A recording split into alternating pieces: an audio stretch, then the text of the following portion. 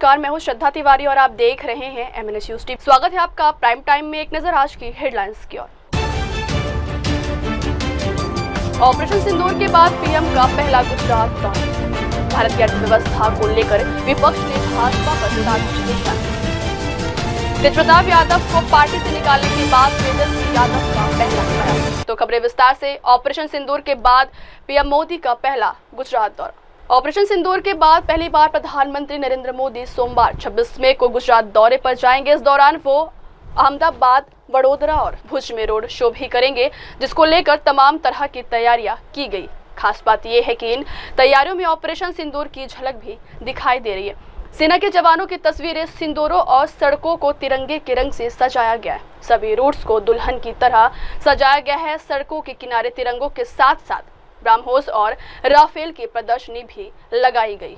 PM Modi 26 मई को सुबह 10 बजे वडोदरा, दोपहर 2 बजे भुज और शाम 6:30 बजे अहमदाबाद में रोड शो करेंगे। अहमदाबाद में प्रधानमंत्री का रोड शो सरदार वल्लभ भाई पटेल इंटरनेशनल एयरपोर्ट से शुरू होकर इंदिरा ब्रिज तक जाएगा। पीएम के रोड शो की तैयारियों का नजारा देखते ही बन रहा है। भुज में रोड शो के दौरान 10,000 सिंदूरी महिलाएं भगवा साड़ी पहनकर पीएम मोदी का स्वागत करेंगे। दरअसल ये ऑपरेशन सिंदूर की सफलता के बाद पीएम मोदी और सेनाओं के स्वागत के रूप में किया जा रहा है। पीएम के रोड शो को लेकर पूरे गुजरात में खुशी का माहौल है।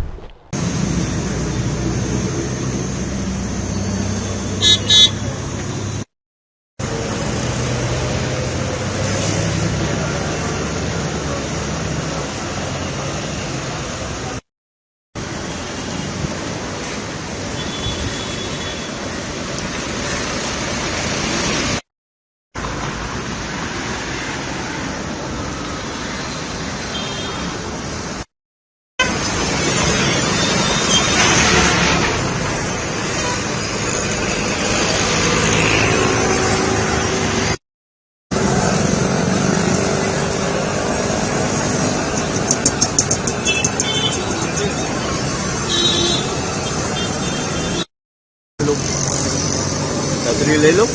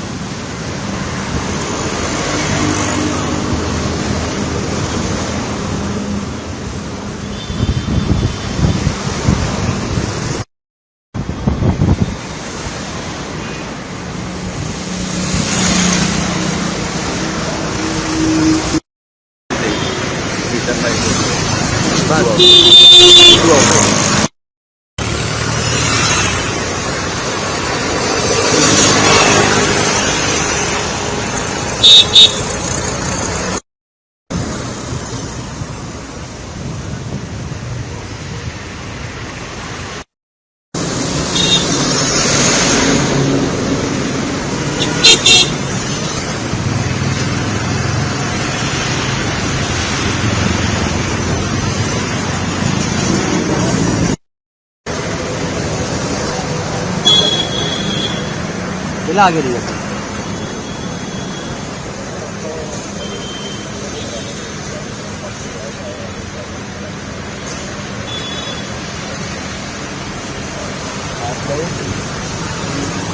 धीरे धीरे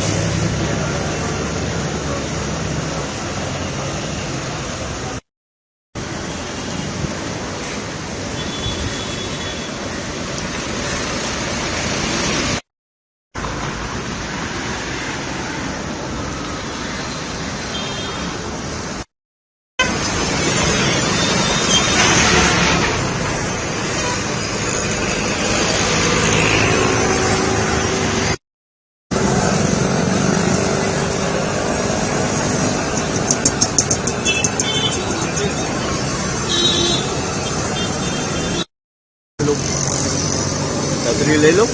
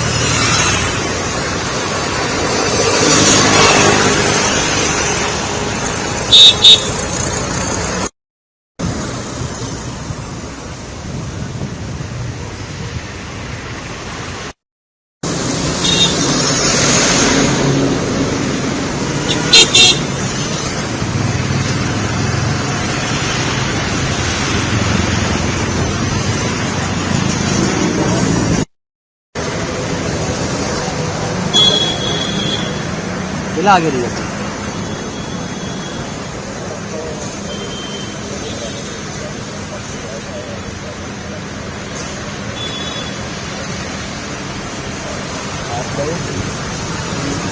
हाँ धीरे धीरे अल्लाह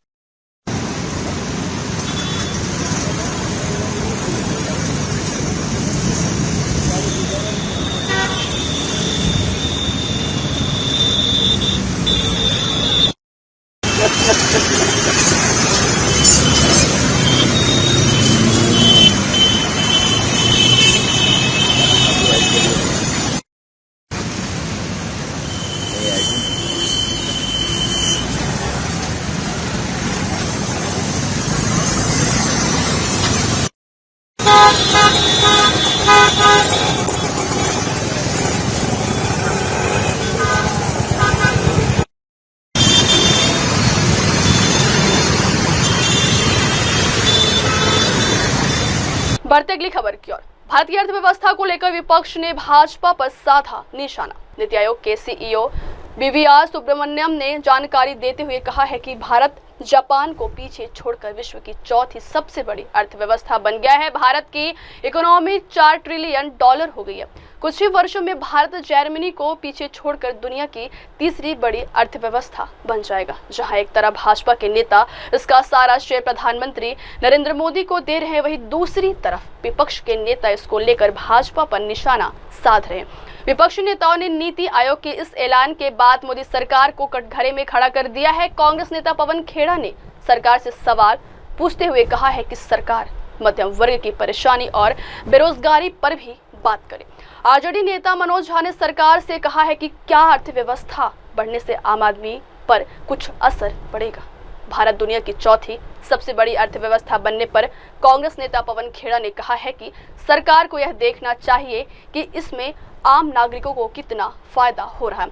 आरजेडी नेता मनोज झा ने कहा है कि भाजपा पर निशाना साधते हुए कहा है कि आम नागरिकों को अर्थव्यवस्था तब समझ आती है जब तरक्की और खुशहाली हर जगह पहुंचे। नीति आयोग के सीईओ बीवीआर सुब्रमण्यम ने जानकारी देते हुए कहा है कि भारत जापान को पीछे छोड़कर विश्व की चौथी सबसे बड़ी अर्थव्यवस्था बन गया है। भारत की इकोनॉमी $4 ट्रिलियन हो गई है। कुछ ही वर्षों में भारत जर्मनी को पीछे छोड़कर दुनिया की तीसरी बड़ी अर्थव्यवस्था बन जाएगा। जहां एक तरफ भाजपा के नेता इसका सारा श्रेय प्रधानमंत्री नरेंद्र मोदी को दे रहे हैं, वहीं दूसरी तरफ विपक्ष के नेता इसको लेकर भाजपा पर निशाना साध रहे हैं। विपक्षी नेताओं ने नीति आयोग के इस ऐलान के बाद मोदी सरकार को कटघरे में खड़ा कर दिया है। कांग्रेस नेता पवन खेड़ा ने सरकार से सवाल पूछते हुए कहा है कि सरकार मध्यम वर्ग की परेशानी और बेरोजगारी पर भी बात करे। आरजेडी नेता मनोज झा ने सरकार से कहा है कि क्या अर्थव्यवस्था बढ़ने से आम आदमी पर कुछ असर पड़ेगा। भारत दुनिया की चौथी सबसे बड़ी अर्थव्यवस्था बनने पर कांग्रेस नेता पवन खेड़ा ने कहा है कि सरकार को यह देखना चाहिए कि इसमें आम नागरिकों को कितना फायदा हो रहा है। आरजेडी नेता मनोज झा ने कहा है कि भाजपा पर निशाना साधते हुए कहा है कि आम नागरिकों को अर्थव्यवस्था तब समझ आती है जब तरक्की और खुशहाली हर जगह पहुंचे। नीति आयोग के सीईओ बीवीआर सुब्रमण्यम ने जानकारी देते हुए कहा है कि भारत जापान को पीछे छोड़कर विश्व की चौथी सबसे बड़ी अर्थव्यवस्था बन गया है। भारत की इकोनॉमी $4 ट्रिलियन हो गई है। कुछ ही वर्षों में भारत जर्मनी को पीछे छोड़कर दुनिया की तीसरी बड़ी अर्थव्यवस्था बन जाएगा। जहां एक तरफ भाजपा के नेता इसका सारा श्रेय प्रधानमंत्री नरेंद्र मोदी को दे रहे हैं, वहीं दूसरी तरफ विपक्ष के नेता इसको लेकर भाजपा पर निशाना साध रहे हैं। विपक्षी नेताओं ने नीति आयोग के इस ऐलान के बाद मोदी सरकार को कटघरे में खड़ा कर दिया है। कांग्रेस नेता पवन खेड़ा ने सरकार से सवाल पूछते हुए कहा है कि सरकार मध्यम वर्ग की परेशानी और बेरोजगारी पर भी बात करे। आरजेडी नेता मनोज झा ने सरकार से कहा है कि क्या अर्थव्यवस्था बढ़ने से आम आदमी पर कुछ असर पड़ेगा। भारत दुनिया की चौथी सबसे बड़ी अर्थव्यवस्था बनने पर कांग्रेस नेता पवन खेड़ा ने कहा है कि सरकार को यह देखना चाहिए कि इसमें आम नागरिकों को कितना फायदा हो रहा है। आरजेडी नेता मनोज झा ने कहा है कि भाजपा पर निशाना साधते हुए कहा है कि आम नागरिकों को अर्थव्यवस्था तब समझ आती है जब तरक्की और खुशहाली हर जगह पहुंचे। आयोग सीईओ की तरफ से और एक बड़ी उपलब्धि जो है उन्होंने बताया कि देश अब जो है चौथे नंबर की अर्थव्यवस्था जो है बन गई है। जापान भाई पर कैपिटा इनकम पे थोड़ा बात कर लें, अमीर और गरीब के बीच में बढ़ती हुई खाई के बारे में बात कर लें, जो मध्यम वर्ग ईएमआई देने के संघर्ष में जूझ रहा हो उसके बारे में बात कर लें, एमएसएमई सेक्टर के बारे में बात कर लें, 45 साल का बेरोजगारी का जो रिकॉर्ड टूटा है उसके बारे में बात कर लें। फिर तो हमको समझ में आया कि साहब आपके जो चमक धमक वाले आंकड़े हैं उसका प्रभाव आम आदमी पर भी पड़ रहा है। आम आदमी का जीवन, मध्यम वर्ग का जीवन, जरा उस पर चर्चा करिए ना। ये कह देना साहब इससे आगे बढ़ गए, उससे आगे बढ़ गए, सबसे आगे बढ़ गए साहब, लेकिन देशवासियों से तो पूछिए वो कितना आगे हैं कितना पीछे हैं। जापान को अब हमने पीछे कर दिया है। देखिए, अर्थव्यवस्था आम नागरिक को तब बेहतर समझ में आती है जब तरक्की और खुशहाली हर घर तक पहुंचे। हंगर इंडेक्स का क्या होता है? आप समावेशी विकास के सूचकांक पर कहां पाते हैं? असल में क्या होता है ना कि जब आप जीडीपी की साइज पर बात करते हैं तो 5 समृद्धि के टापू असमानता के महासागर की तस्दीक नहीं कर सकते। उसके बारे में क्या टिप्पणी होगी? हमारा ये मानना है।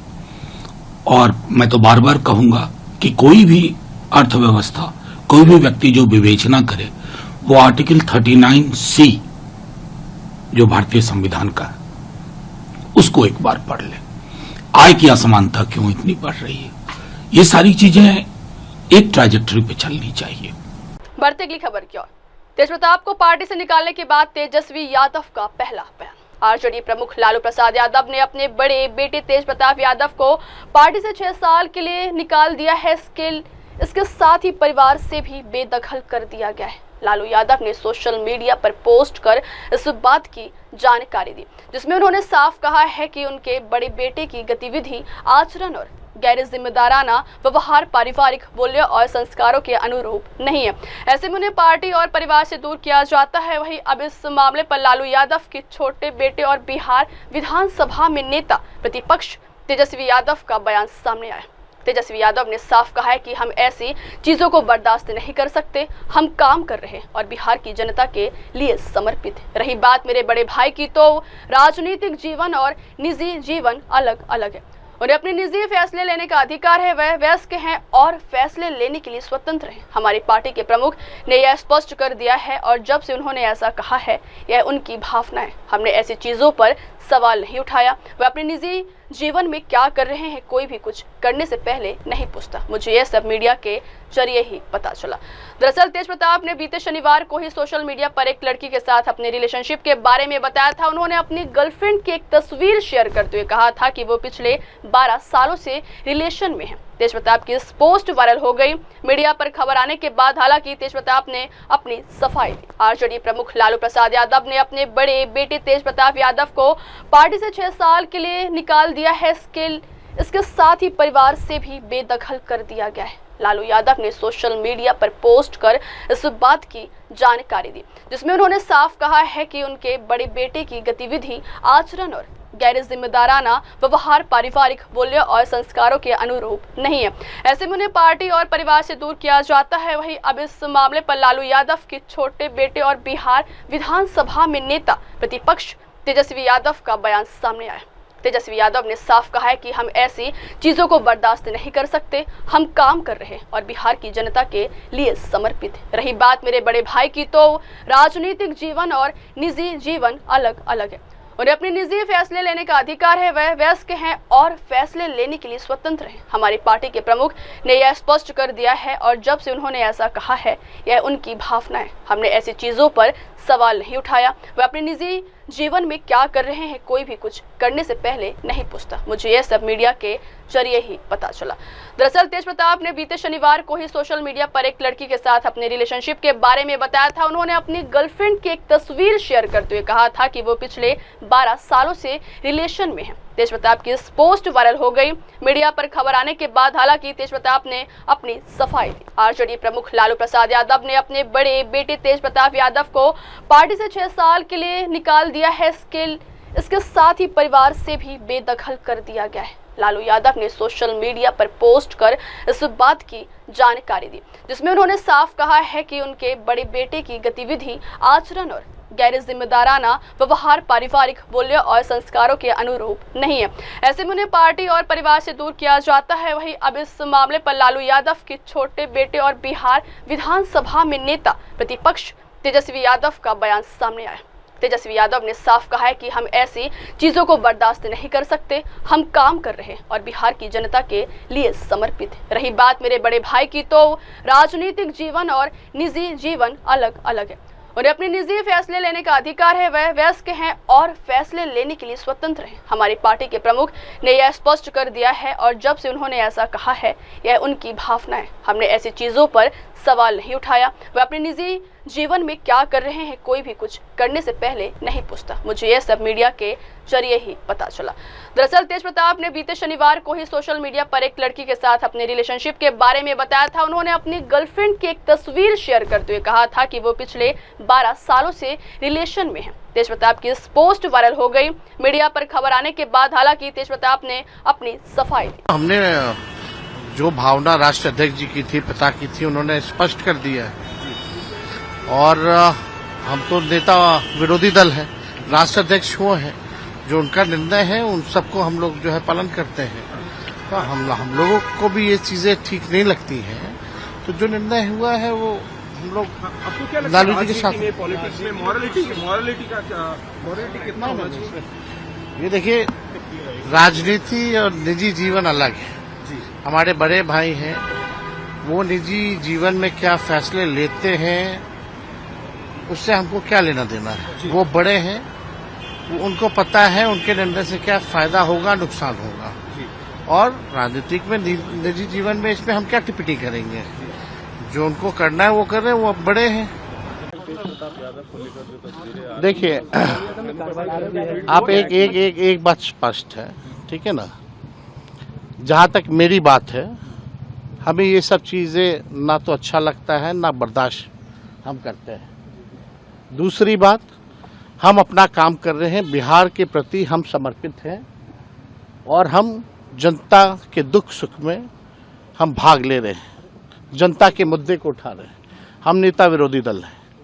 जहाँ तक मेरे बड़े भाई की बात है, राजनीतिक जीवन में निजी जीवन भी अलग होता है। तो निजी जीवन के फैसले और निर्णय, क्योंकि वो अडल्ट हैं, बड़े हैं, उनको अधिकार है। वो अपना निर्णय, क्या उनका सही होगा, क्या नुकसान होगा, ये अपना निर्णय वो खुद लें। और राष्ट्रीय अध्यक्ष जी दल के नेता हैं, उन्होंने अपने ट्वीट के माध्यम से स्पष्ट कर दिया है। जो उनकी भावनाएं थी उन्होंने स्पष्ट कर दिया है। तो अब जो है राष्ट्रीय अध्यक्ष जी ने कहा है और हमने अपनी भावनाओं को भी आप लोगों के सामने रखा है। वो निर्णय लें, क्या उनके लिए सही है, क्या गलत है, लेकिन हम ऐसी चीज़ों को पसंद नहीं करते हैं, अन्ना बर्दाश्त हम कर सकते हैं। ये बात जो है लोगों को समझाना चाहिए।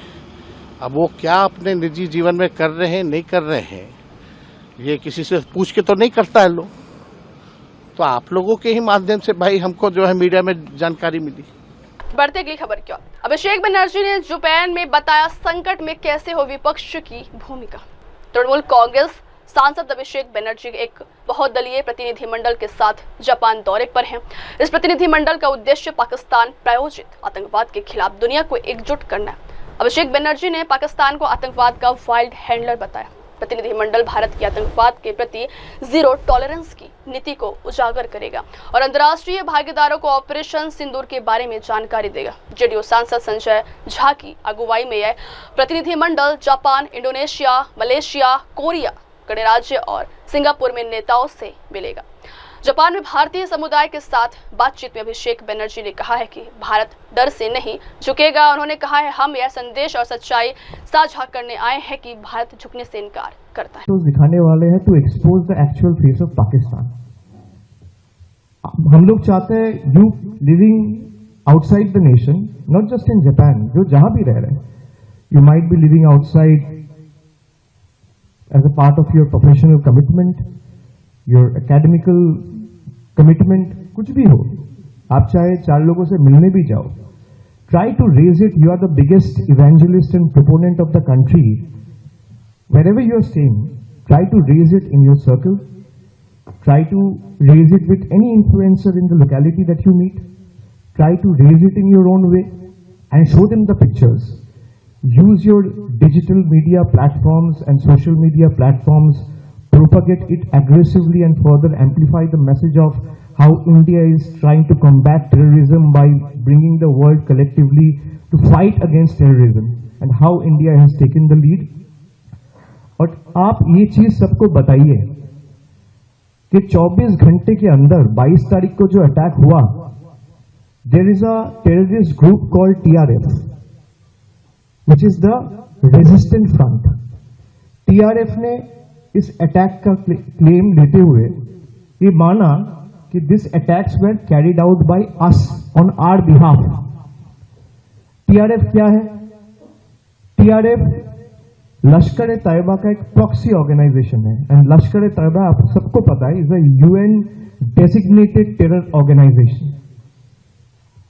और पाकिस्तान फिर जल्दबाजी में उसका नाम हटाने के लिए UN में क्या रोल प्ले किया, ये भी आप सबने देखा।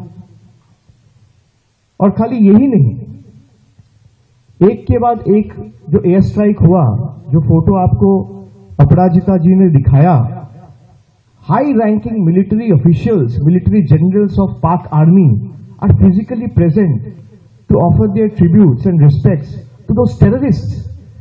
It's out in public domain. मैं आप इंसान झूठ बोल सकता है, सच बोल सकता है, फोटोज फुटेजेस कभी झूठ नहीं बोलता है। ये फोटो में है, ये वीडियोज में है, कैप्चर किए गए।